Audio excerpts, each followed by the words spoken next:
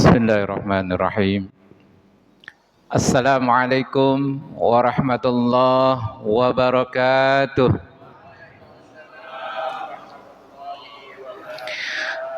Bismillah, alhamdulillah, wassalatu wassalamu ala rasulillah Sayyidina Muhammad ibn Abdullah wa ala alihi wa ashabihi wa mawalah. La hawla wa la quwwata illa billah. Subhanaka la ilma lana illa ma 'allamtana innaka antal alimul hakim. Amma ba'du. Pertama-tama mari kita sama-sama selalu meningkatkan rasa syukur kita kepada Allah Subhanahu wa taala yang mana malam hari ini kita masih dalam keadaan sehat wal afiat. Kita masih diberikan kesempatan kembali oleh Allah untuk bisa hadir di tempat yang sangat mulia ini. Insya Allah Bapak Ibu yang hadir saat ini pun akan mendapatkan kemuliaan dari Allah Subhanahu wa taala. Mari kita sama-sama selalu mendoakan saudara kita yang hari ini dalam keadaan sakit, siapapun baik di keluarga kita, jamaah kita, tetangga kita, terkhusus untuk adik dari Bapak Haji Zainuddin ya yang sedang sakit katanya, yang bernama Winnie Ernawati. Mudah-mudahan segera diberikan kesembuhan kembali oleh Allah, sehat walafiat seperti sedia kalanya.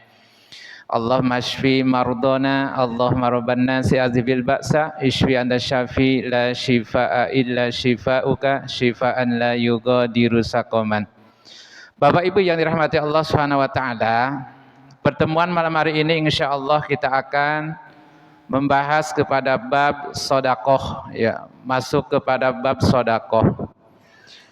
Di dalam hadis di sini banyak menjelaskan mengenai tentang keutamaan bersedekah.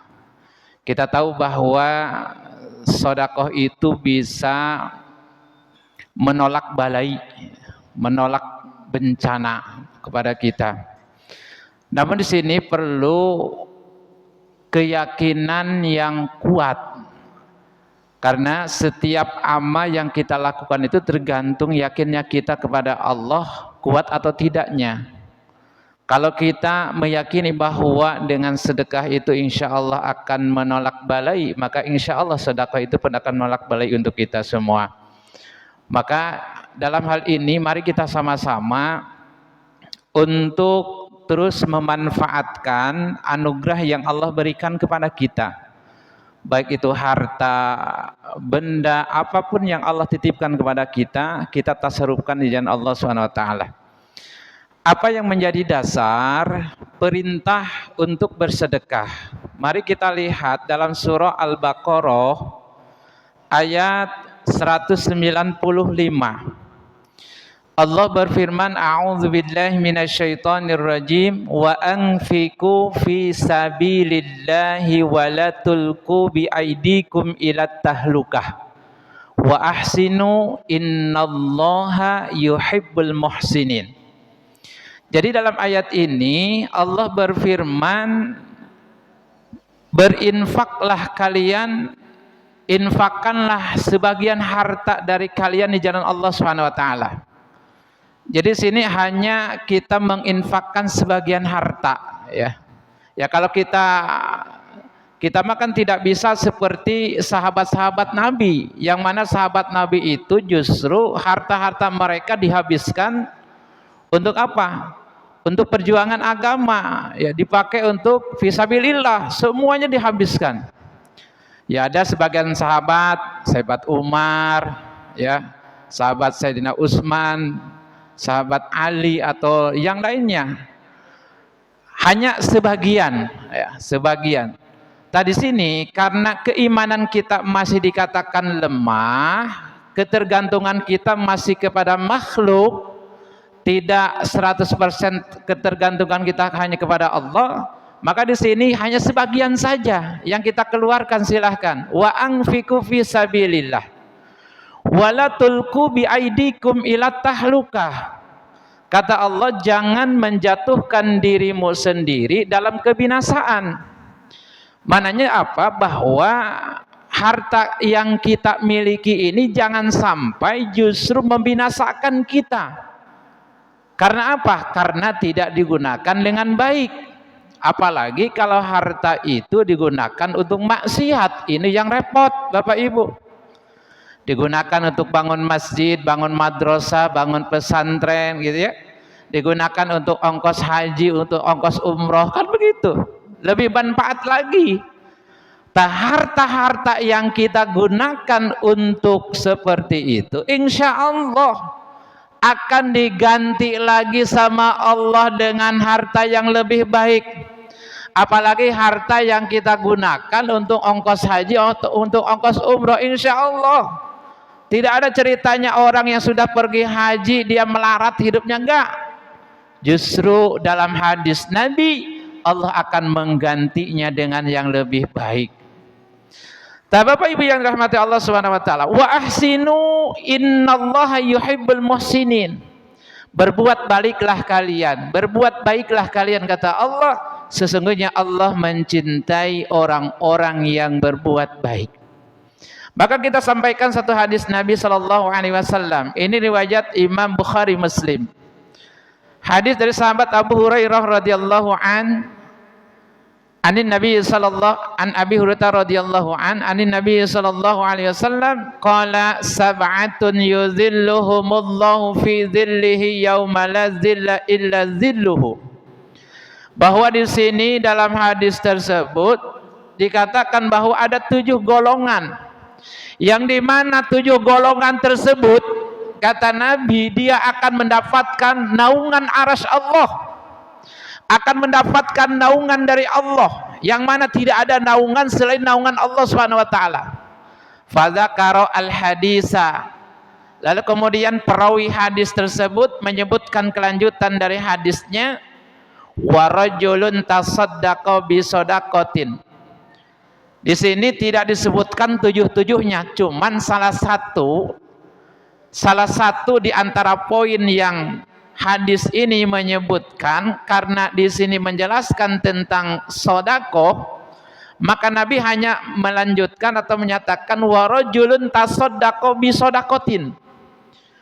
Jadi yang akan mendapatkan naungan dari Allah itu pada hari kiamat nanti orang yang bersedekah, dengan sedekahnya itu fa'akhfah hatta la ta'lama shimaluhu ma tunfiqu yaminuhu.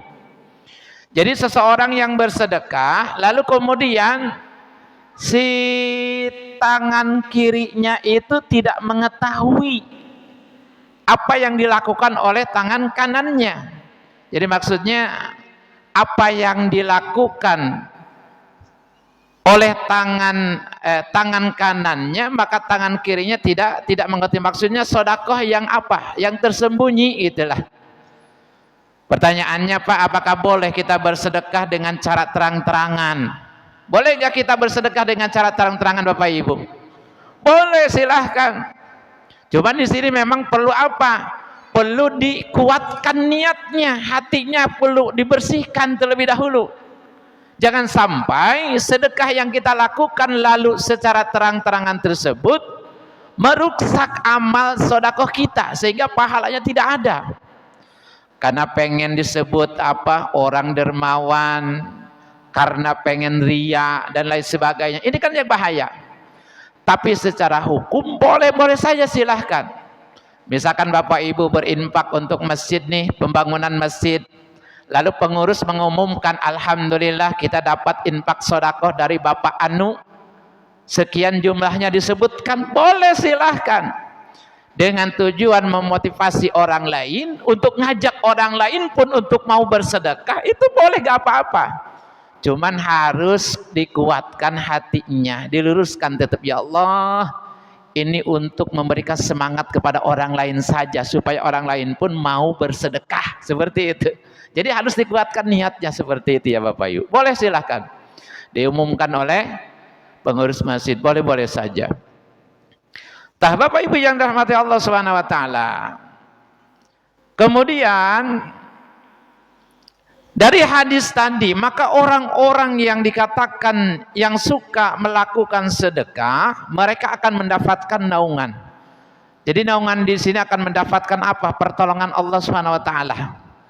Di hari kiamat tidak ada naungan selain naungan Allah, tidak ada pertolongan selain daripada pertolongan Allah Subhanahu wa taala. Maka bagi orang-orang yang melakukan sedekah, yang rajin bersedekah, maka mereka akan mendapatkan pertolongan dan naungan Allah.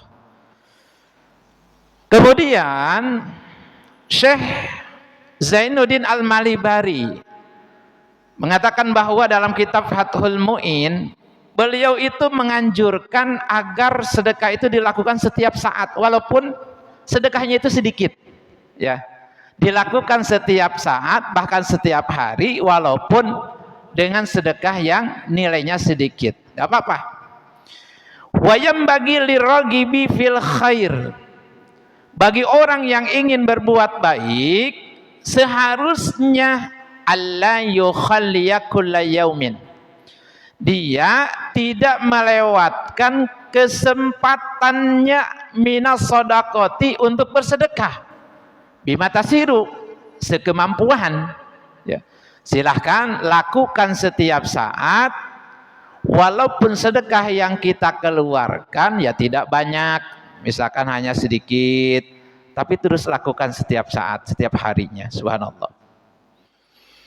Wa ingkola, nah, meskipun sedikit, wa i'ta'u hasiran abdalu minhu jahran, memberikan sedekah dengan diam-diam maka itu lebih utama daripada sedekah dengan terang-terangan. Jadi sedekah yang dilakukan secara diam-diam itu lebih afdol, lebih utama dibanding sedekah yang dilakukan secara terang-terangan. Tapi tadi boleh silahkan bersedekah dengan cara terang-terangan, dengan tujuan untuk memberikan semangat pula untuk orang lain untuk mau bersedekah juga, boleh silahkan seperti itu. Dalam kitab Duratun Nasihin karangan Syekh Utsman bin Hasan bin Ahmad Asy-Syakiri Al-Khubawi, beliau menukil satu perkataan atau kalam ulama yang dia kutip, inna fis sadaqati khamsa khisalin, sesungguhnya di dalam sedekah itu terdapat 5 kebaikan. Jadi dalam sedekah itu terdapat 5 kebaikan.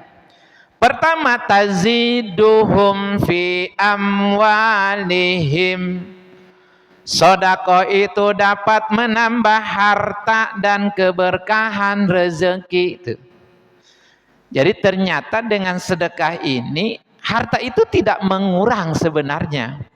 Pada hakikatnya harta yang kita sedekahkan, yang kita infakkan, itu justru akan ditambah sama Allah.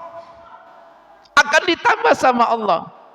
Memang secara logikanya ibu bapak punya uang 100.000, lalu disedekahkan ke masjid 50.000, sisanya berapa? Sisanya kan 50.000. Logikanya begitu. Itu hitungan matematika dunia. Tapi hitungan matematika akhirat tidak seperti itu. Justru akan dilipat gandakan menjadi 10 kali lipat. Bahkan Al-Quran sampai menjawab 700 kali lipat. Subhanallah. Jadi ternyata tidak mengurangi harta. Dengan sedekah itu justru akan menambah harta. Subhanallah. 2.000 yang Bapak masukkan tuh ke kotak amal, 5.000 kita masukkan ke kotak amal, 10.000. Nah, kalau bisa Bapak, Ibu subuh mau pergi ke masjid, sholat subuh berjamaah di masjid, bawa tuh selipin uang. Boleh mau yang 5.000 boleh, yang 10.000 boleh, yang 20.000 boleh, yang 50 apalagi, yang 100.000 nuhun. Yang 100.000 nuhun itu, alhamdulillah. Selipin di peci, selipin di kantong, masuk masjid, masukin tuh ke kotak amal. Kalau uangnya kertas kan nggak bunyi ya. Kalau yang bunyi itu kalau uangnya koin, klek, gitu ya, klek gitu kan. Tapi kalau bunyinya tak tek tok tak tek tok tak tek tok tak tek tok, oh berarti 100.000 dia masukin. Gitu kan. Kalau bunyinya banyak kan tak tak tak tak tak tak tak, oh banyak 100.000 tuh. Gak apa-apa dengan uang recehan pun. Nah, Bapak Ibu yang dirahmati Allah, sekali lagi bahwa dengan sedekah itu tidak mengurangi harta, tapi justru hakikatnya akan menambah harta. Dengan sedekah akan dijauhkan atau menolak balai atau bencana. Subhanallah. Maka dari kalam ulama tadi, ya, yang dinukil oleh Syekh Utsman bin Hasan bin Ahmad Asy-Syakiri, di antara sodakoh itu yang pertama dapat menambah harta dan keberkahan rezeki kita tuh. Jadi rezeki kita itu akan berkah insya Allah. Kita kan pengen ya semua kita umat Islam terutama rezeki kita kayak main berkah. Bukan hanya sekedar banyak tapi ada keberkahannya. Insya Allah di saat rezeki itu berkah, walaupun banyak tapi berkah itu akan cukup insya Allah. Rezeki banyak berkah cukup, rezeki sedikit berkah cukup, rezeki banyak tidak berkah akan merasa tidak cukup dan cukup. Apalagi rezeki sedikit tidak berkah, wah udah gak cukup-cukup lagi itu mah ya. Maka dengan sedekah itu akan memberkahkan rezeki. Yang kedua, dawaun lil marodi. Dengan sedekah itu akan menjadi lantaran kesembuhan dari penyakit. Jadi dengan sedekah itu dapat suatu wasilah untuk menyembuhkan penyakit. Ini kejadian yang sering saya sampaikan Bapak Ibu, kejadian nyata ya. Ada orang yang sudah sakit tahunan, subhanallah. Udah lama, udah tahunan. Maka orang tuanya itu sering mengundang anak yatim ke rumah. Ya. Mengundang anak yatim ke rumah terus, diundang lagi, dikasih makan, pulangnya dikasih apa? Ya, pegangan tangan amplop lah gitulah. Maka minta doa dari anak-anak yatim tadi, subhanallah. Itu dengan keajaiban sedekah Bapak Ibu. Orang ini yang sakit udah tahunan, subhanallah. Itu bisa sembuh. Alhamdulillah gitu ya. Dan ini pun terjadi di teman saya, anaknya itu udah sakit tahunan juga, lama. Subhanallah. Orang tuanya bersedekah terus, ngasih ke masjid, ya, ke saya juga ngasih itu ya, alhamdulillah. Sedekah untuk kesembuhan anaknya. Subhanallah Bapak Ibu, luar biasa, ya. Anaknya udah gak bisa bangun, tidurannya terus. Dengan keajaiban sedekah apa yang terjadi? Qadarullah. Anak itu sembuh Bapak Ibu sampai sekarang. Ini menunjukkan bahwa sedekah itu luar biasa. Keajaiban sedekah itu luar biasa Bapak Ibu. Nah, insya Allah dengan sebab sedekah tadi akan menolak bencana, menolak musibah. Ya, balai itu tertolak dengan sedekah, subhanallah. Bisa jadi di saat kita lagi berkendara, tiba-tiba kecelakaan. Dan ini kealamin sama saya. Motor rusak, tapi badan saya gak apa-apa. Ya bisa jadi, qadarullahnya kan begitu, ya. Dengan sebab sedekah yang kita keluarkan sedikit tadi dengan penuh keikhlasan. Ini Allah menunjukkan kehebatannya, keajaiban sedekah tadi. Ya walaupun motor misalkan rusak ya apa-apa, yang penting diri kita selamat, tidak apa-apa, subhanallah gitu. Nah, ini luar biasa Bapak Ibu ya. Walaupun hanya sedikit, maka keluarkan setiap hari. Misalkan ibu bapak ke masjid nih subuh, mau sholat subuh, silahkan masukkan ke kotak amal. Bismillah. Masukkan 5.000, bismillah. Masukkan 10.000, bismillah. Masukkan 50.000, bismillah. Masukkan 100.000, bismillahirrahmanirrahim. Subhanallah. Bapak Ibu yang dirahmati Allah. Kemudian yang ketiga, yarfa'ullahu ta'ala anhumul bala. Yang ketiga, sedekah itu mampu menghilangkan dan menolak bala itu. Sedekah mampu menghilangkan dan menolak balai atau bencana.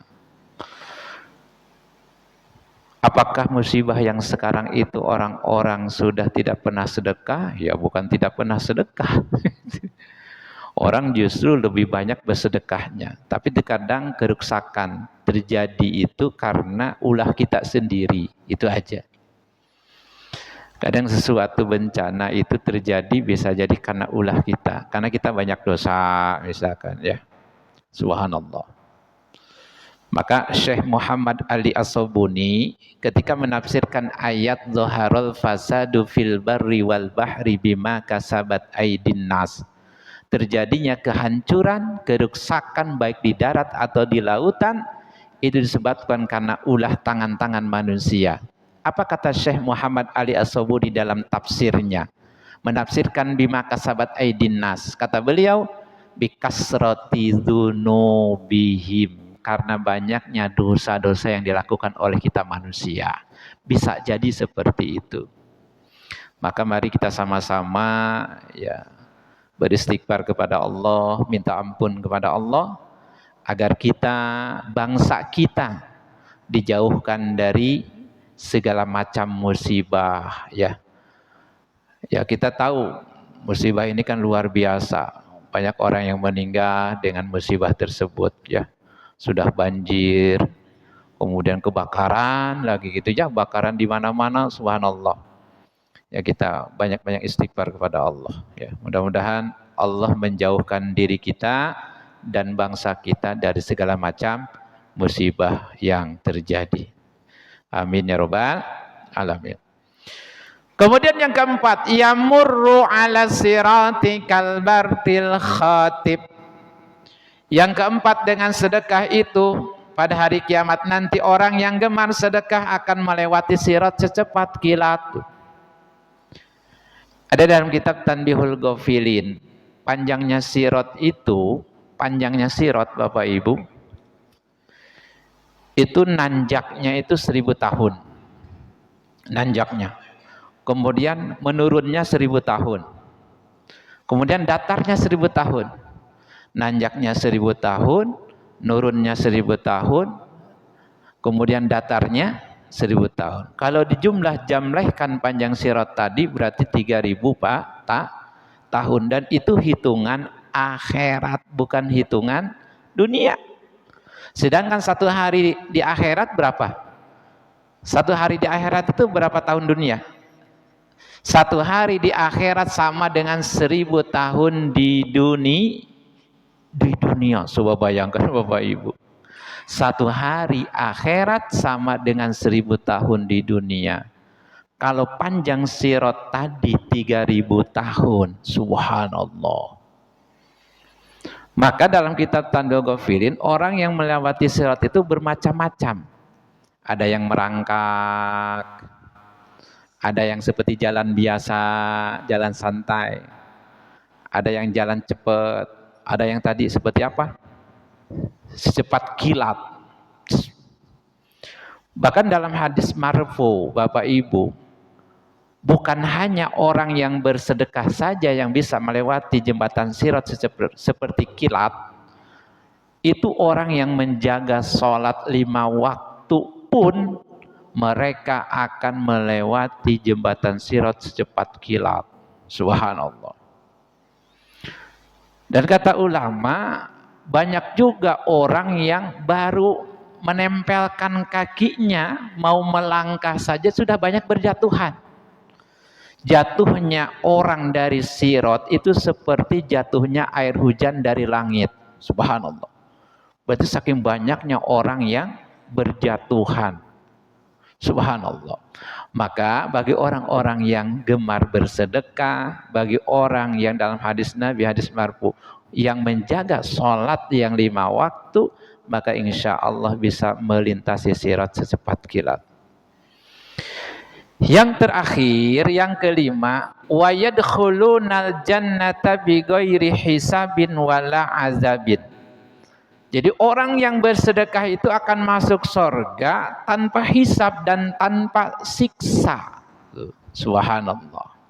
Ini luar biasa keutamaan sedekah ya. Masya Allah. Bapak Ibu yang dirahmati Allah, apalagi ketika membantu saudara kita yang sedang membutuhkan ya. Ini kan pahalanya luar biasa Bapak Ibu. Maka dalam hadis ketika kita memberikan kesenangan untuk orang, itu kan itu dikatakan sodakoh juga. Idkhalus surur sodakotun.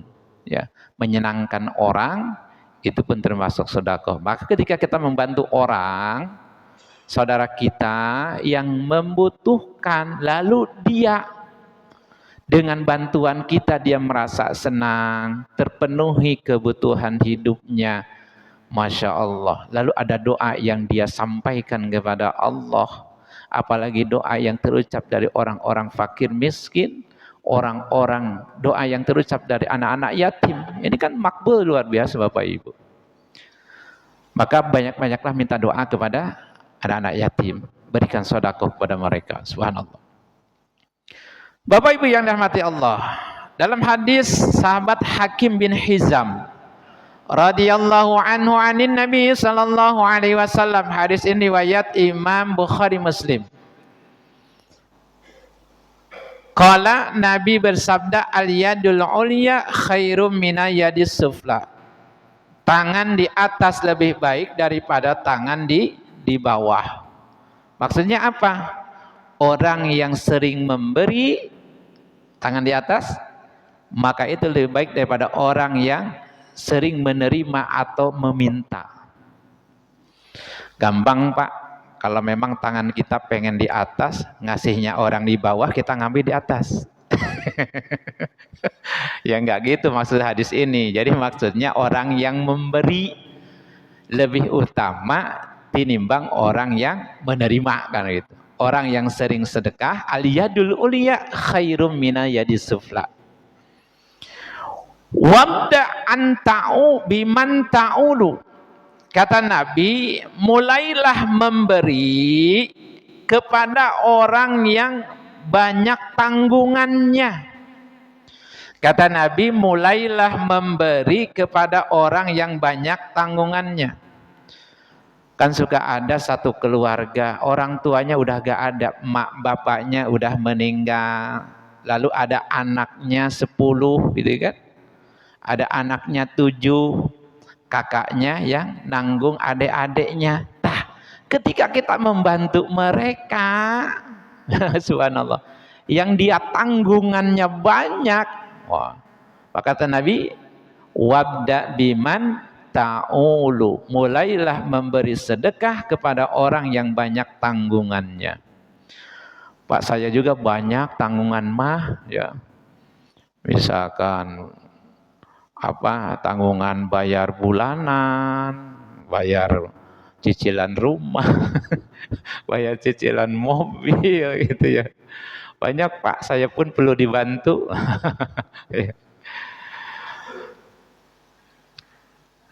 Ya ketika kita memberi orang yang memang ketahuan bahwa ini orang susah, itu kan lebih baik gitu ya, lebih baik. Nah, Bapak Ibu yang dirahmati Allah Subhanahu wa taala. Lanjut, wa khairus shadaqah makana an zuhri gina.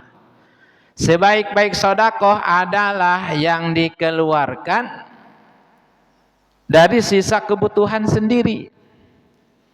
Berarti ya penuhi kebutuhan diri kita dulu. Misalkan nih kebutuhan kita untuk makan sehari-hari ya.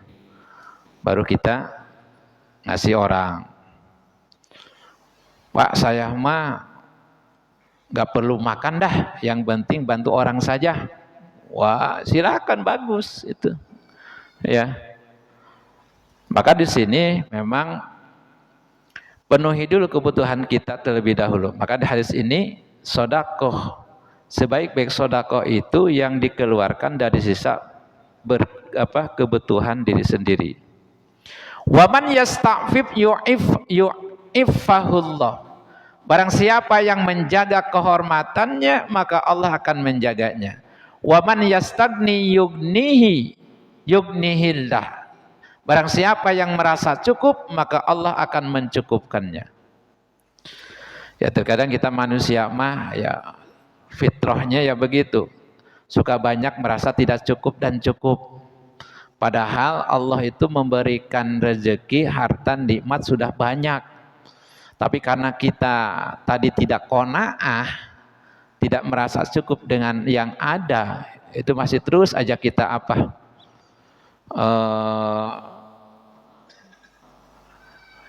Minta lagi kepada Allah, yaitu manusia begitu. Ya boleh-boleh saja silahkan. Yang penting dengan doa tadi, silahkan minta kepada Allah. Apapun keinginan kita, kebutuhan kita, kita hajatkan kepada Allah. Ya laporkan apa keinginan kita. Boleh silahkan.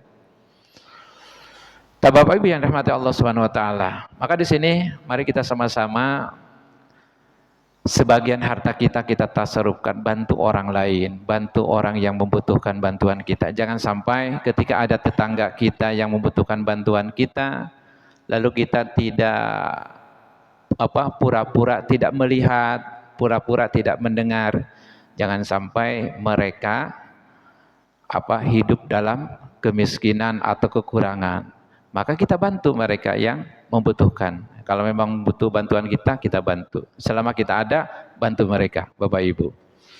Nah, yang bagus lagi nanti pengurus lihat di sekitar masjid ini harusnya punya data siapa yang sekiranya perlu kita bantu, ya. Apalagi kalau misalkan dari masjid ada bantuan tuh sosial, maka di masjid kita itu ada dana sosial. Untuk apa?